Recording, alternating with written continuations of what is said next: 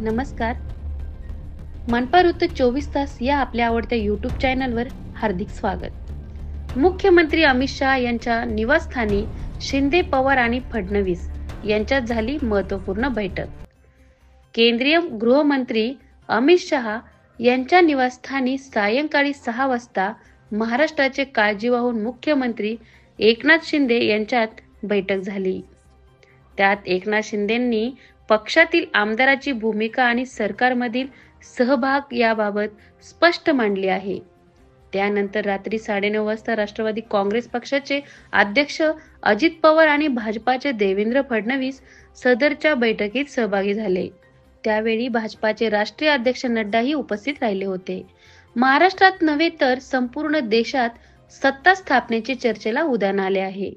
बैठकीत मंत्रीपद, उपमुख्यमंत्रीपद आणि मुख्यमंत्रीपद याबाबत चर्चा झाली. तब्बल 2.5 तास चाललेल्या बैठकीनंतर अजित पवार आणि देवेंद्र फडणवीस मुंबईला रवाना झाले. सूत्रांनुसार अशी माहिती मिळते की उद्या भाजप गट नेत्याची निवड होण्याची दाट शक्यता आहे.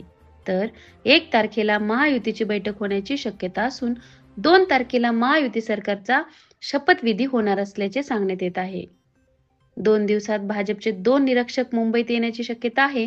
भाजपाकडे महसूल मंत्री पद आणि गृहमंत्री पद तर राष्ट्रवादी काँग्रेस पक्षाला अर्थमंत्रीपद व उपमुख्यमंत्री पद आणि शिवसेनेकडे नगर विकास मंत्रीपद आणि सार्वजनिक बांधकाम विभाग खातं मिळण्याची शक्यता वर्तवली जात आहे. महाराष्ट्रातील महायुती सरकारबाबत दिल्लीत बैठकीमुळे राजकीय घडामोडीला वेग आला आहे.